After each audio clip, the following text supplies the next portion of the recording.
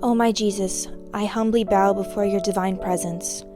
May your most loving heart help me to meditate on the 24 hours of your most sorrowful passion. In that passion, you wanted to suffer so much for our love in your adorable body and in your most holy soul, even unto death on the cross. O give me help, grace, love, profound compassion, and understanding of your sufferings as I now meditate this hour. For those hours that I cannot meditate, I offer you my desire to meditate them. Accept my intention to meditate on all the hours, even when I must sleep or perform my duties. O merciful Lord Jesus, united with you, grant that my intention may be profitable for me and for many, as if I had effectively carried out what I desire to do. I give you thanks, O my Jesus. I thank you for calling me to union with you in your prayer. To please you, I take your thoughts, your tongue, and your heart. I want to pray with them. I want to fuse myself in your will and in your love. I extend my arms to embrace you. I rest my head on your heart, and I begin. The 9 p.m. hour, the first hour of the agony in the Garden of Gethsemane. My afflicted Jesus, I feel drawn into this garden as if by an electric current. I understand that you, the powerful magnet of my wounded heart, are calling me, and I run to you, thinking to myself, what are these attractions of love that I feel? Perhaps my persecuted Jesus is agonizing so much that he feels the need of my company. And I hurry, but I can scarcely believe it. I feel terrified entering this garden. The darkness of the night, the intense cold, the slow movement of the leaves, all like mournful voices, announce pain, sadness, and death for my sorrowful Jesus. The stars twinkle sweetly like crying eyes, intent on looking. Reflecting in the tears of Jesus, they scold me for my ingratitude. I tremble and grope about in search of him. I call out to him, Jesus, where are you? Do you call me and not let me see you? Do you call me and hide? All in terror, fright, and profound silence, I listen intently. I hear labored breaths that lead me to Jesus. But what a dreadful change. It is no longer the sweet Jesus of the Eucharistic supper, whose face glowed with a dazzling and enrapturing beauty. Instead, his face expresses a mortal sadness, so sad that it disfigures his natural beauty. He agonizes, and I feel troubled that I may no longer hear his voice. Embracing his feet and becoming more daring, I draw near his arms. I place my hand on his forehead to support it, and I whisper to him, Jesus, Jesus. Shaken by my voice, he looks at me and says, my friend, are you here? I was waiting for you. This was the sadness that oppressed me, the total abandonment by everyone. I was waiting to make you a witness of my pains, to have you drink with me the bitter chalice that my heavenly Father will soon send me through the hands of an angel. Let us drink it together, because it will not be a chalice of comfort, but of intense sorrow. I feel the need for some loving soul to drink at least some drops of it. I have called you to accept it and to share my pains with me, to assure me that you will never leave me alone nor abandon me. Oh yes, my anguished Jesus, we will drink the chalice of your pain together. Together, we will suffer your sorrow, and I will never leave your side. Assured by my words, my suffering Jesus enters into mortal agony. He suffers intense pains never experienced before. Unable to bear this, and wanting to pity and comfort him, I say, O my Jesus, my love, tell me, why are you so sad, afflicted, and alone in this garden tonight? Ah, it is the last night of your life on earth, and only a few hours remain before your passion. I thought I would find your heavenly mother, beloved Mary Magdalene, and the faithful apostles. But instead, I find you alone, overwhelmed by a sadness that gives you a cruel death without letting you die. O my Lord and my all, will you not answer me? Speak to me. So great is the sadness that oppresses you, that it leaves you speechless. Your sad, searching gaze, so full of light, seems to seek help and comfort. Your pale face, your lips parched by love, your sacred body trembles from head to foot.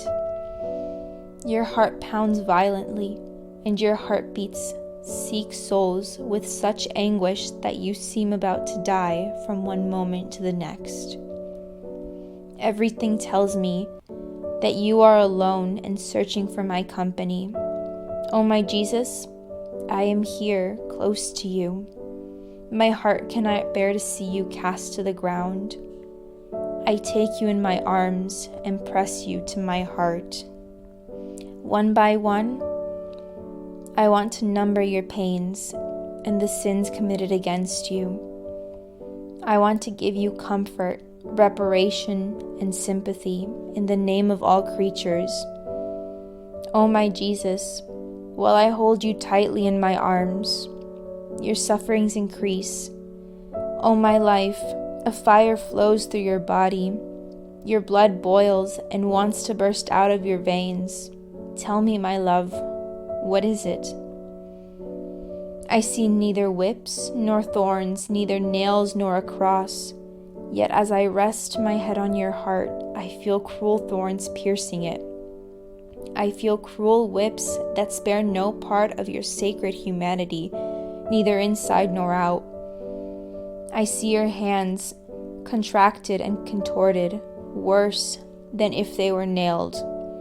Tell me, my gentle Lord, who has such a power to torment you even in your interior, and to make you die as many deaths as the torments he gives you. Jesus seems to open his weak and dying lips to tell me, my child, do you want to know who torments me even more than the executioners? Indeed, they are nothing in comparison to this. It is love, eternal love with which to be first in everything. It wants to make me suffer all at once, and in my most intimate parts, what the executioners will make me suffer little by little. Ah, my child, my love prevails over me and in me totally. Love is nail for me. Love is whip for me. Love is crown of thorns for me. Love is everything for me. Love is my perennial passion, while what I suffer in my humanity is only temporal. Ah, my child, enter into my heart. Lose yourself in my love. Only in my love will you understand how much I have suffered and how much I have loved you. Only in my love will you learn to love me and to suffer only for love. O my Jesus, since you call me into your heart to see what love makes you suffer, I enter. But what do I see? I see love wondrously crowning your head, not with material thorns, but with thorns of fire. I see that love lashes you, not with whips formed of cords, but with whips of fire. I see that love pierces your hands, not with nails of iron, but with nails of fire. Everything is fire. Fire penetrates to the very marrow of your bones, transforming all of your most holy humanity into fire. Love gives you mortal pains, surpassing those of the passion itself.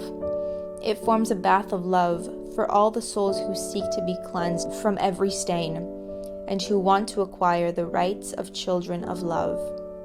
O love without end, I feel overwhelmed before such an immensity of love. I see that to enter into love and to understand it, I should be all love. O my Jesus, I am not.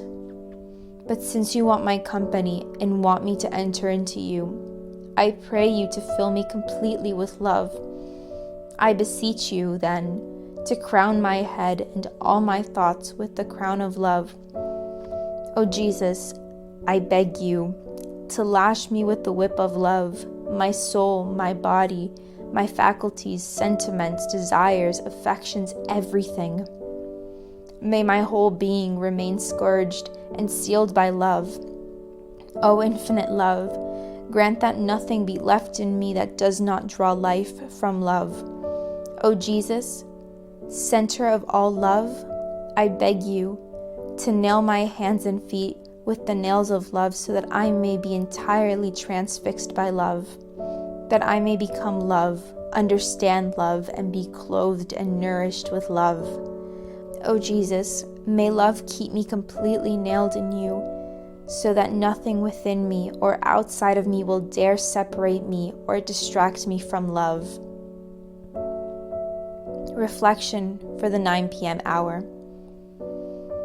Through the work of his eternal Father in this hour, Jesus Christ suffered such a torrent of impassioned love that he destroyed all actual sins, and even those that are possible or imaginable.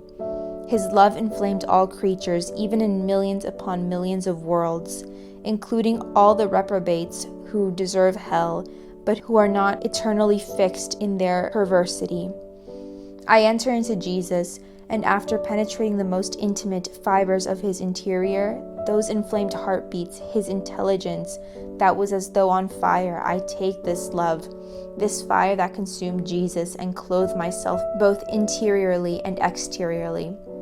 Then, as I leave him and pour all of myself into his will, I discover all creatures. Almost one by one, I give them Jesus' love, renewing his or her heart and mind, and with this love, I try to transform everyone into love. With Jesus' desires, heartbeats, and thoughts, I want to form Jesus within the heart of each creature, and I will bring him all the creatures who hold him in their hearts. I will place them around him, saying, O Jesus, I bring you all the creatures with Jesus in each of their hearts, for your solace and comfort. I have no other way of providing your love with solace than to draw every creature into your heart. In doing this, I will provide you with true relief, placing them inside and around you to relieve you from the flames that burn you.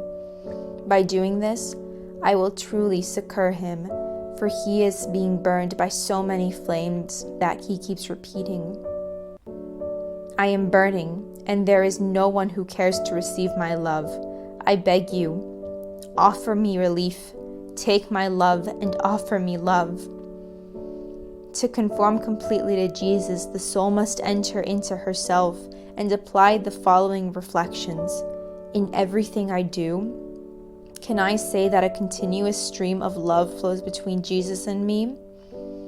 Our life is a continuous cascade of love that we receive from God. If we think it is a stream of love, if we work, it is a breath of love. If we speak, it is love. Our heartbeat is love. Everything we receive is from God. But do all our actions run toward God with love? Does Jesus find in us the sweet enchantment of his love that runs to meet him, so that ravished by this enchantment he may inundate us with even more abundant love? If we have failed to have the intention of running together in Jesus' love in everything we have done, let us enter into ourselves and ask his pardon for having deprived him of the sweet enchantment of his love toward us, and for having made him suffer instead of smiling with the enchantment of love. Do I allow myself to be formed by the divine hands as the humanity of Jesus Christ did? We should consider whatever happens within us that is not sinful to be a divine operation. Otherwise, the soul deprives the Father of his glory, permits the divine life to leave it, and loses sanctity. All that we experience within ourselves, inspirations, mortifications, and graces, are nothing other than the operations of love. Do we accept them as God wills them? Do we give Jesus the freedom to work, or do we instead reject the divine operation and compel Jesus to interrupt the work he has begun because we consider everything from a human perspective or as a merely casual event? Do we force him to fold his hands because what he sees in us is not the fruit of his love? Do we abandon ourselves in his arms as though we were dead, receiving all the blows which the Lord disposes for our sanctification? My love and my all, may your love inundate me completely and burn away all that is in me that is not yours. May it make my love run toward you, burning away whatever may sadden your heart. My beloved Jesus, you have called me to this hour of your passion to keep you company, and I have come. I seem to hear you in anguish, painfully praying, atoning, suffering, and pleading with the most moving and eloquent words for the salvation of souls. I try to follow you in everything. Now I owe you my most heartfelt thank you, and I bless you. Yes, O Jesus, I repeat my thank you, thousands and thousands of times. I bless you for all that you have done and suffered for me and for everyone. I thank you and I bless you for every drop of blood you shed. I thank you for every breath and for every heartbeat and for every step. I thank you for every word, glance, affliction, and outrage that you had to endure. In everything, oh my Jesus, I intend to give you thank you and I bless you. Oh my Jesus, let my soul send forth a continuous flow of thanksgiving and blessings to you, to draw down upon all of us the stream of your blessings and graces. Oh my Jesus, press me to your heart. With your holy hands, mark each particle of my being with your I bless you, so that nothing but continuous hymn of blessings flow from me to you. My sweet love, I rest in your heart. I am afraid to leave it. Is it not true that you will keep me there? Our heartbeats will continually touch, so that you will give me life, love, and close the inseparable union with you. Please, I beg you, my sweet Jesus, if you see that I am about to run from you at times, let your heartbeat accelerate in mine. Let your hands press me closer to your heart. Let your eyes look at me and pierce me with rays of fire, so that I may feel your presence and immediately return to union with you. O my Jesus, be on guard so that I may not exhaust you. I beg you to watch over me. O give me a kiss, embrace me, and bless me. Give me your most holy hands, so that I can do all that I must do, united with you.